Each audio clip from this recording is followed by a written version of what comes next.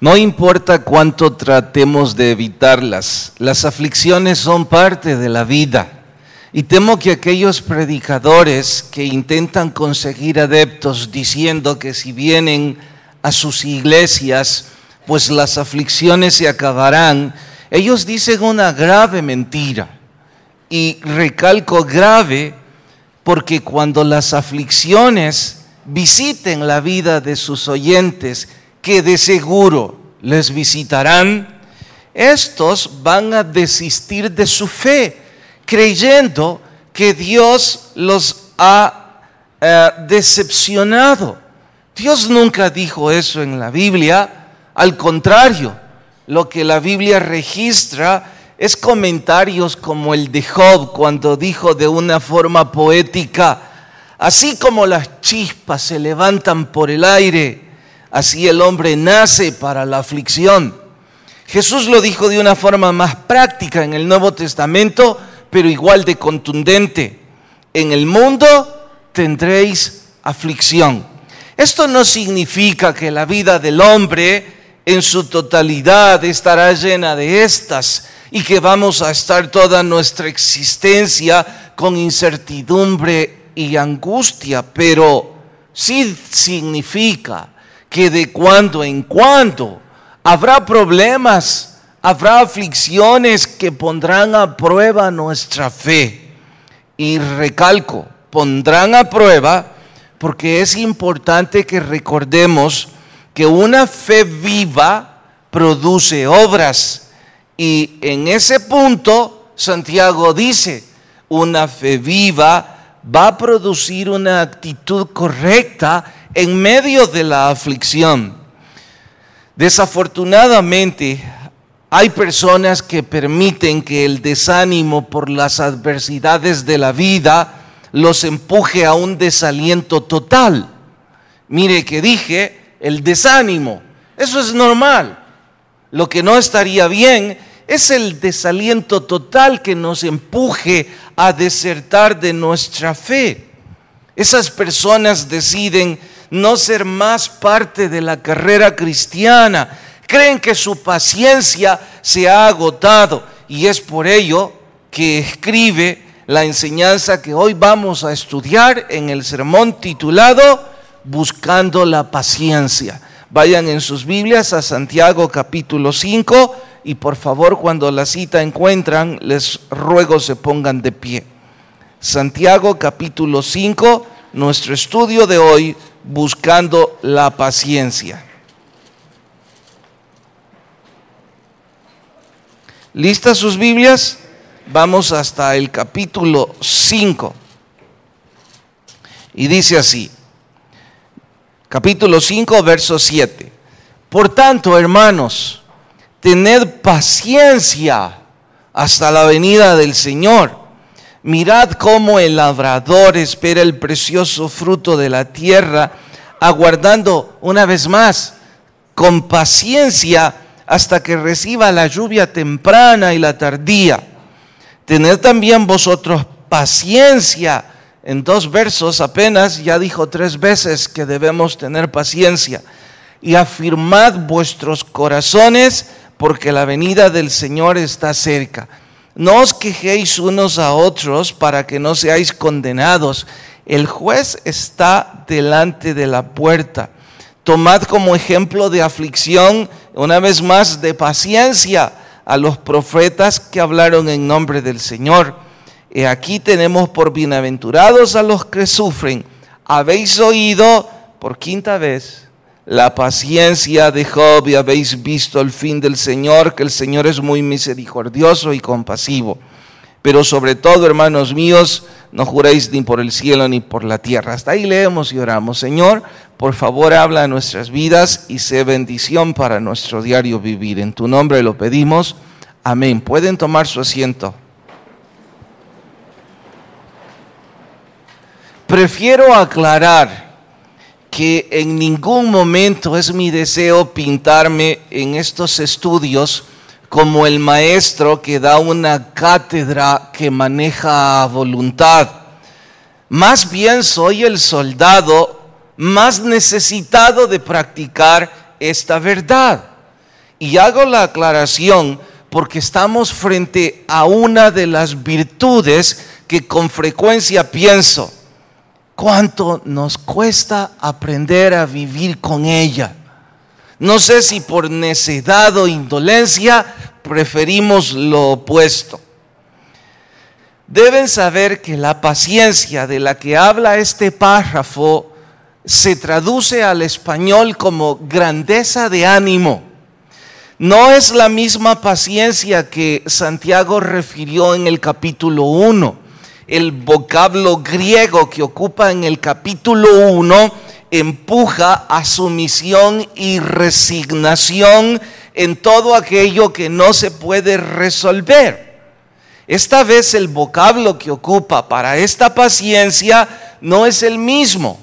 Y repito, se traduce como la capacidad de agrandar el ánimo frente a aquellos que nos lastiman.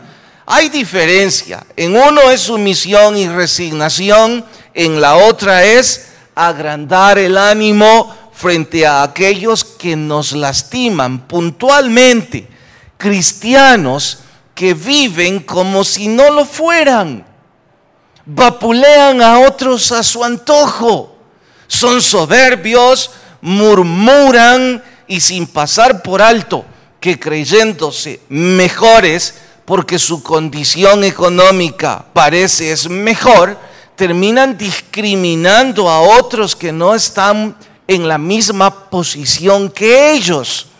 Es como si Santiago nos dijera, entiendo que estén cansados. Voy a hacer un paréntesis y a los jovencitos aquí que interrumpen, y por eso está el hermano, les voy a suplicar que si siguen vamos a tener que ponerles de pie. Interrumpen a toda esa ala, por favor, les ruego. Les decía que es como si Santiago nos menciona, mire, sé que están cansados de estar soportando esto. Sé que han perdido la paciencia y que la frustración les provoca decir que tienen un límite y que se acabó todo esto. Bueno, ahora él nos exhorta que debemos descubrir que una fe viva es una fe que va a agrandar nuestro ánimo para tolerar a esas personas y que esas personas no terminen empujándonos a abandonar nuestra fe. Así es que si usted es alguien que hoy o que pronto va a enfrentar humillaciones o maltratos por su pareja, que le dice, mire, estoy harto de iglesia, o su esposa, se esperaría que en nuestro contexto, en nuestra cultura, las mujeres tuvieran un poco más de sed y disposición al evangelio.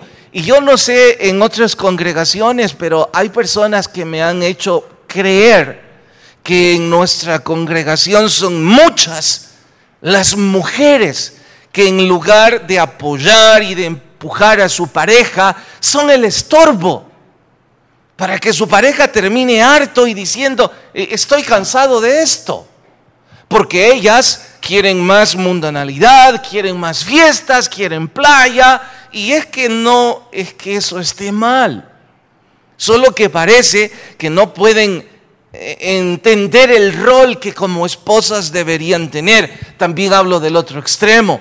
Si usted es una mujer que está siendo humillada, maltratada por su marido, cada vez que va o viene de la iglesia, él está diciendo groserías, insinuaciones, usted dice, estoy harta. O personas que en sus lugares de trabajo están siendo discriminados, ridiculizados. Sus amigos de antes no hacen más que ahora ridiculizarles por su fe. Bueno, este es el asunto que Santiago dice, que en medio de eso debemos desarrollar una grandeza de ánimo. ¿Para qué? Para aguantar con perseverancia la injusticia de esas personas. Y dice que eso es un fruto del Espíritu. Tal vez usted no esté pasando esas circunstancias ahora, tal vez sí, y los que la están sufriendo, me imagino que deben estar como una esponja diciendo, es que eso es lo que estoy viviendo. Mis compañeros de trabajo me tienen harto de estarme insinuando que una vez más me tome una cerveza. Es que yo no soy de una, soy de 20. Y uno de estos días van a sobrepasar mi límite. Bueno, en medio de todo eso es que dice Santiago, momento, hay que desarrollar esa grandeza de ánimo. Y sé que ustedes me interrumpirían si pudieran y dirían, basta, ya entendimos esa parte, díganos cómo lo conseguimos. Porque igual yo interrumpo a Santiago y a gritos le digo, mire, son tantas las veces que estoy harto de soportar lo que humanamente hablando no tendría por qué aguantar. Es que esto no es en mi función de pastor. Ya esto sobrepasa las malas crianzas, los caprichos, la poca educación de otras personas. Entonces yo también le digo a Santiago, dígame cómo aguantar, cómo desarrollar ánimo para soportar o tolerar lo que se supone tiene un límite. Bueno, Santiago nos va a dar 2 o 3 consejos de cómo desarrollar grandeza de ánimo. Primero, arranca precisamente con esto del límite, porque la mayor parte de nosotros nos jactamos de decir que nuestro vaso de paciencia tiene un límite y que llega alguien que derrama la gota o pone la gota que derrama el vaso. Entonces, mire, están a punto de colocar esa gota ahí. Santiago dice, momento, usted debe esperar y ese límite Él lo va a poner. Miren en el verso 7, va a decir cuál es el límite. Por tanto, hermanos, tened paciencia. ¿Hasta cuándo? ¿Cuándo es eso? Imagínense, esto fue escrito un poco más de 2000 años atrás. Y Santiago les dijo, tened paciencia, aguántese. Ellos dijeron, igual que usted y yo, pero ¿y hasta cuándo? Bueno, hasta que el Señor venga. Y esto fue dicho hace 2000 años atrás. Así es que usted y yo, si quería un límite, ahora Él nos dice, agrande su ánimo hasta que Él venga. Pero cuidado, no es una especie de parodia en donde Él quiere burlarse de nuestro sufrimiento y decir que no vamos a aguantar y es su problema. No, Él está diciendo que quienes ponen su visión en la venida del Señor, eso es una causa muy superior a lo que usted está sufriendo. Y que si esa causa es mucho mayor, entonces la humillación o la grosería o esa adversidad a la que se está enfrentando no tiene valor en comparación a esto. Citaré un ejemplo. Esa hermana que ha estado siendo lastimada por su esposo, él no solo es grosero, sino que además la engaña, la humilla, la maltrata. En repetidas veces le ha dicho, si no te gusta podés largarte. Y cosas tan feas como esas. En la oficina tiene por compañera a una señora que se dice a sí misma cristiana. Y no para de fastidiar, no para de decir cosas feas, insinuaciones, murmuraciones. Y uno de estos días parece que ella, la que se llama cristiana a sí misma, quitó un poco de hipocresía y tuvo las agallas de decírselo frente a frente. Y le dijo, hermana, yo no sé cómo hace usted para aguantar ese hombre tanto tiempo. Claro, ella dice eso porque ella vive sola desde hace mucho. Pero en fin, no es el asunto respecto a ella. Escuche la respuesta de la que está aguantando.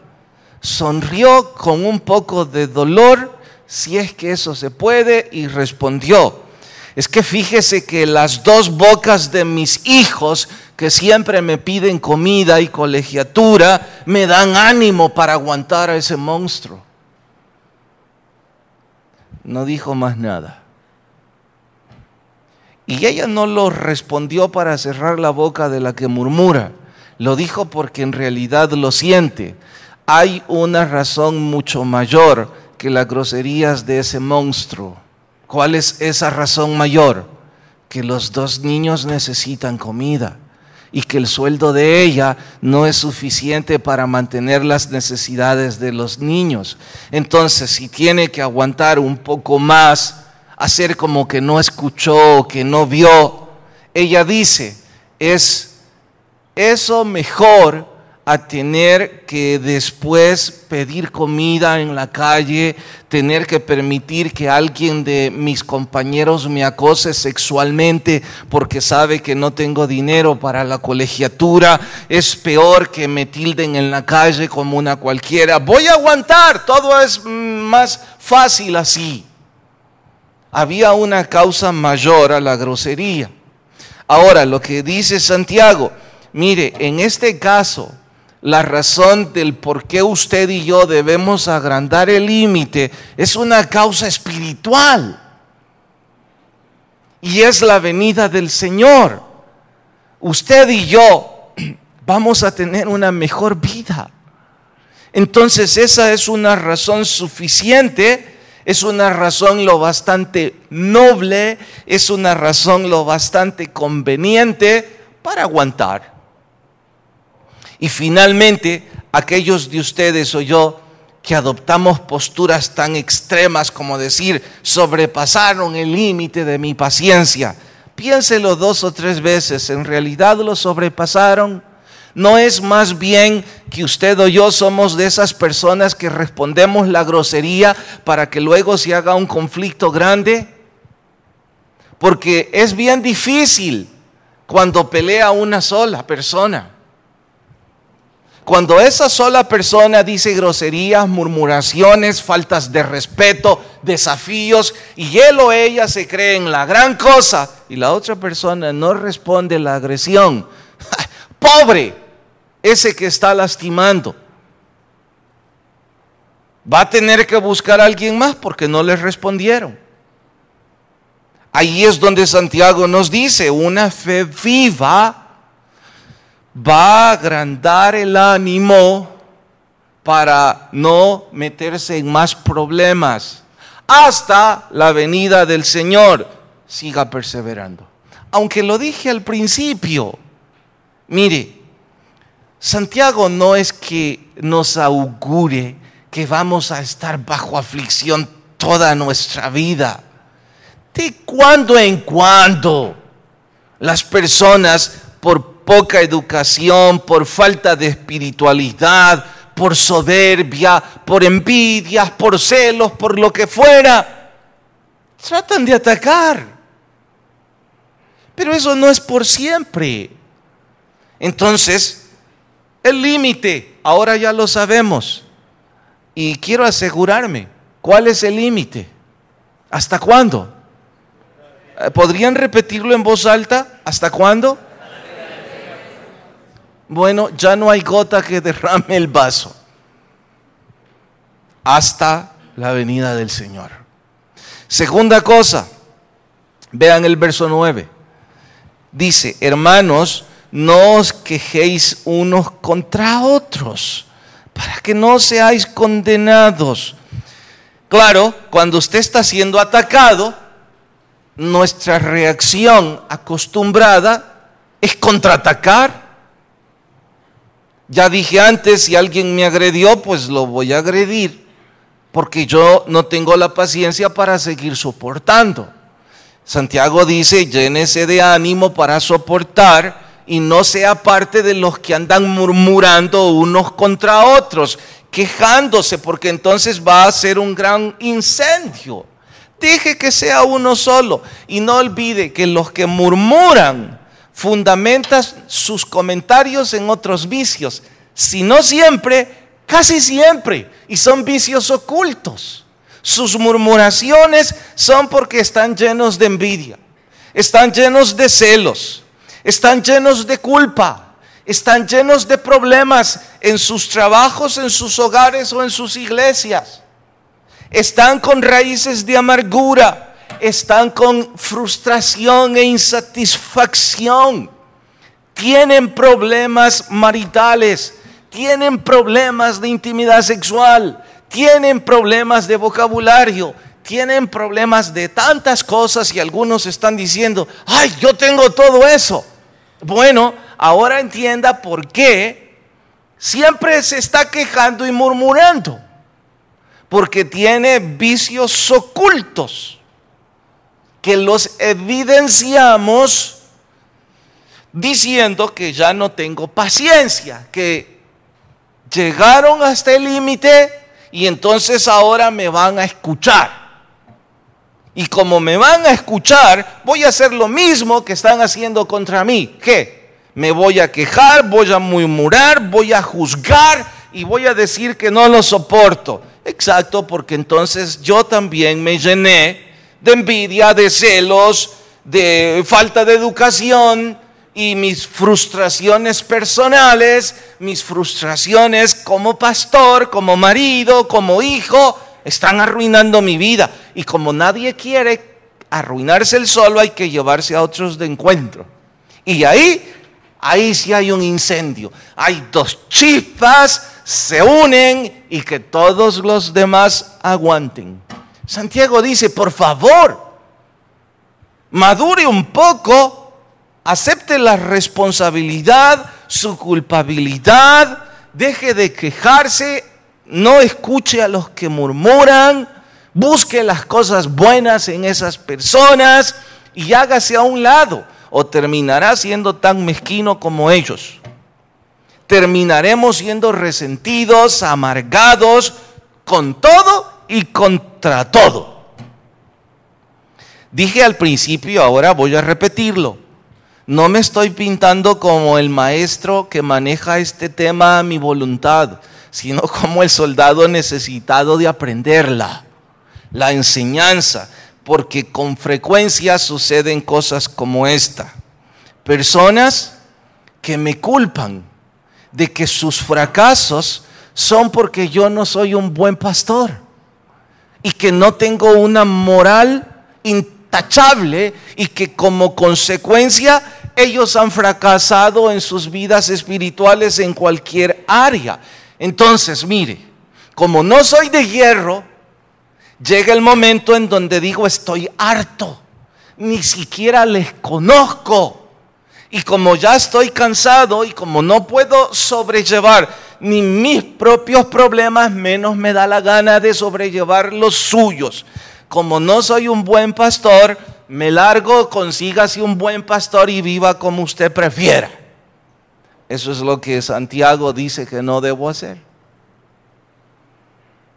Santiago dice, aguántese, agrande su ánimo. Y si alguien piensa, pastor, está hablando en términos genéricos, no suceden esas cosas, no se imagina cuántas veces. Algunos amigos cercanos de vez en cuando hacemos la broma, porque cuando alguien se larga de la iglesia, yo pregunto en ese núcleo de amigos, ¿y hoy qué hice? Porque me culpan de cada cosa. Y el otro día la carcajada fue mayor porque yo hice la broma y no sabía de quién hablaban.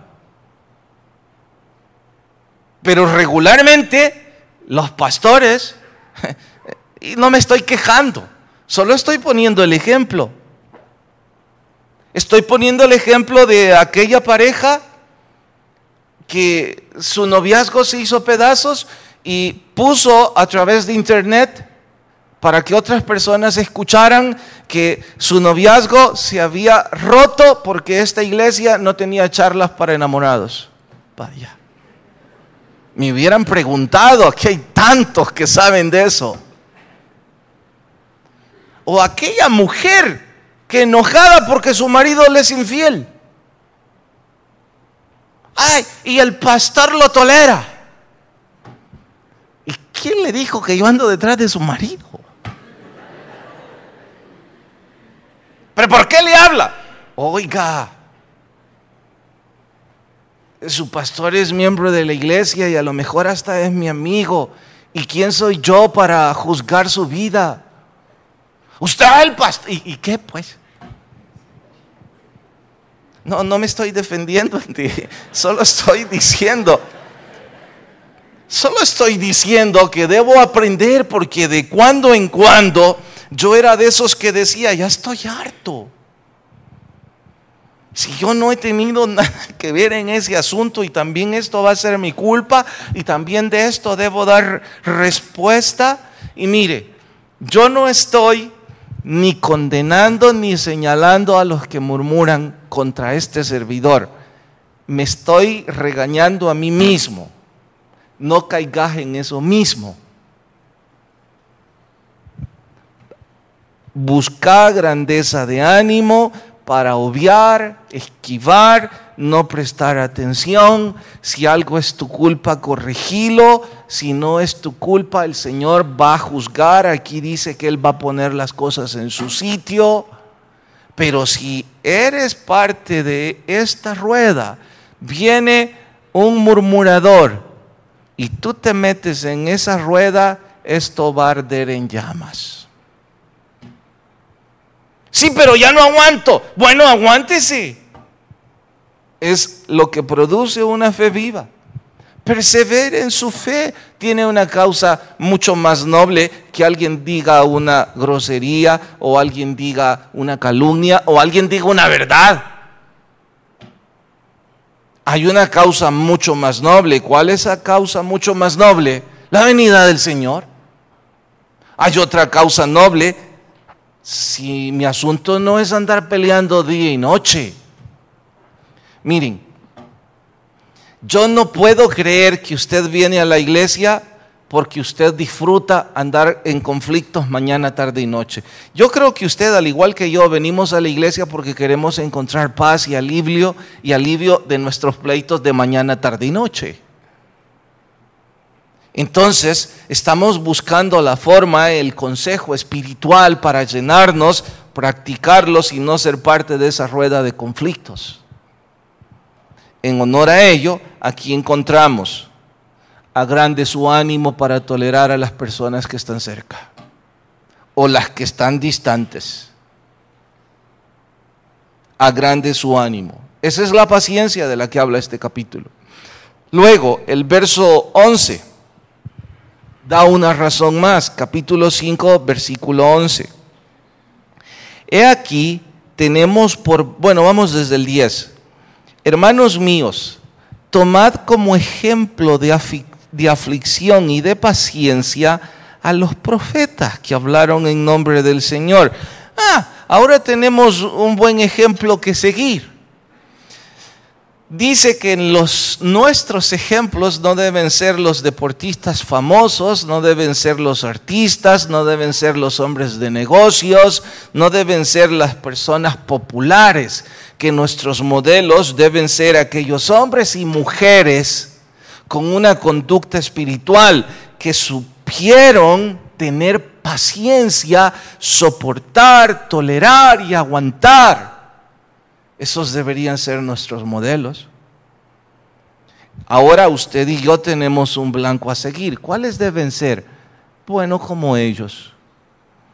Y no nos está pidiendo, aunque está incluido Job en esto, pero yo dudo que algunos de nosotros alguna vez lleguemos a sufrir tanto como sufrió Job.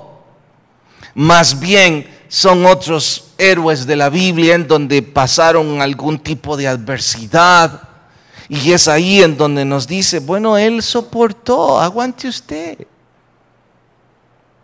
Y sin dejar de mencionar que en medio nuestro conocemos hombres y mujeres que han tenido la paciencia, el coraje para aguantar. Entonces, ¿por qué nosotros no? Verso 11. He aquí tenemos por bienaventurados a los que sufren. ¿Habéis oído la paciencia de Job y habéis visto el fin del Señor? Que el Señor es muy misericordioso. ¿Y qué cosa? Les voy a confesar algo. Cada vez que estudio un libro, yo lo estudio con el afán de aprender y de que el Señor me ministre y corrija tantos defectos que tengo. Y regularmente cada libro hay una enseñanza que queda impregnada en mí y que eso deja secuela de bendición. Pero hay un libro que no quería estudiarlo. Me refiero a Job. No quería estudiarlo porque yo sabía que era un libro de aflicciones, de angustias, de tribulaciones. Y yo decía, capaz me meto a estudiar Job y empiezo con tribulaciones. Y empiezo con problemas y esto y lo otro. Durante algún tiempo le tuve como fobia. Y cada vez que iba por ahí, no, mejor no, voy a otro. Tengo 39, decía en el Antiguo Testamento, que elegir. La sorpresa fue que cuando lo estudié, descubrí la parte más emocionante del libro de Job, que nunca antes le presté atención. Hay dos partes emocionantes. Una es la parte literaria, que realmente me apasionó, su poesía, su forma de escribir. Pero eso no es lo que quiero compartir. Es la última parte. ¿Cuál es la última parte? Que al final a Job le fue multiplicado todo. Absolutamente todo. Y desde ese tiempo, fue ya varios años atrás que estudié Job, desde ese tiempo vine con la curiosidad de preguntar a aquellos que han sufrido cosas difíciles en la vida. Y en efecto, en nuestra iglesia conozco personas que han sufrido mucho. Y sin que ellos se dieran cuenta, les he hecho preguntas para saciar esta curiosidad no académica, es una curiosidad espiritual. Les he preguntado cómo se sienten después de haber superado esa tribulación. Y en cada uno de los casos, ellos han dicho que el gozo del momento que están viviendo hace que olviden el sufrimiento de todos esos años. Y mis preguntas han ido en dirección de cosas como esta. ¿Usted ya no recuerda para nada todas esas veces que lloró? Me dicen, sí recuerdo, pero ya no me causa la angustia de antes. ¿No hay como un vacío? Ellos responden, existe un vacío, pero no es un vacío que me hace perder el sueño. Incluso he preguntado a personas que han perdido a personas que aman por muerte. Y cómo el Señor ha llenado incluso ese vacío que humanamente hablando nosotros no podríamos llenar nunca. Y cuando ellos testifican eso, descubro que Dios siempre tiene un plan muy superior al nuestro. Y que a veces esos momentos de aflicción solo son momentos de prueba o de entrenamiento y que Dios tiene algo mejor. Y no estoy diciendo esto para animarlo. Le estoy diciendo esto para ayudarle y ayudarme a desarrollar en mí grandeza de ánimo, que cuando las aflicciones me vengan, entonces yo piense, hay un plan que Dios tiene y que después esto será nada más un pasado que ni siquiera quiero recordar. Debo soportar y tolerar hasta la venida del Señor. Hay una razón muy noble para hacerlo y no debo ser parte de esa rueda de murmuradores. Yo debo hacerme a un lado y esperar en el Señor ese tiempo mejor. 11 años o 15 años atrás, salía a correr para hacer ejercicios cuando estábamos en la colonia Colhuatán. Fue hace 15 años entonces. Ya eran cerca de 900 personas y el templo era tan pequeño, y cuando yo salía a hacer ejercicios pasaba en la misma colonia frente a una iglesia en donde sí cabían 500 personas o 700, grande y hasta con una cancha de basquetbol. Y siempre que pasaba frente a ella yo me enojaba y decía: ¡qué barbaridad! Mire, esto es lo que tienen ahí. Y siempre está vacía, hasta el domingo está vacía. Y nosotros, y eran mis oraciones tontas, y nosotros, Señor, allá que ni cabemos, como que era un niño maleducado, un niño resentido. Luego nos movemos a la carpa, no da suficiente resultado porque pronto se llena la lluvia, y luego quejándome de la carpa. Yo creo que alguna vez el Señor dijo: y vos toda la vida vas a vivir quejándote. No tenía ni remota idea de lo que Dios había planeado para aquí. Ahora les puedo contar porque me da mucha vergüenza. Me da mucha pena que yo andaba renegando y pidiendo cosas chiquitas cuando Dios tenía planes mejores. Y me dice el Señor, ahora que recuerdo esto: ¿te das cuenta? Y ahora quejándote por boberías, porque la señora esa dice que el marido anda con otra por tu culpa. Si esa es la que sabes, imagínate las que no sabes, me dice. Quejándote porque el otro te vio mal. Quejándote porque dicen esto, porque dicen lo otro, porque... Y como ya no aguantás y tu dignidad la han sobrepasado, entonces te vas a poner en la misma posición y vas a contraatacar. No aprendiste nada, Carlos. Los años pasaron, pero la educación no pasó. Bueno, por favor no me estén viendo así como diciendo: madure, pastor. Es también para usted. Que usted y yo necesitamos tomar una decisión de grandeza de ánimo. Tolerar y soportar hasta la venida del Señor, porque hay una causa muy noble por la que vale la pena hacerlo. Ahora, nada de esto va a suceder si usted está distante de Dios. Para que estas cosas empiecen a caminar en nuestras vidas, usted y yo necesitamos una vida de oración, de lectura bíblica, de involucrarme en un ministerio. Es que, ¿sabe qué uno descubre? Cuando uno descubre que no debe ser parte de la rueda de los que se quejan y murmuran, cuando uno sabe que debe hacerlo hasta la venida del Señor porque esa es una causa noble, entonces también descubre que uno puede empezar a disfrutar lo que tiene. Y uno empieza a ser feliz con lo que tiene en lugar de ser infeliz por lo que no tiene.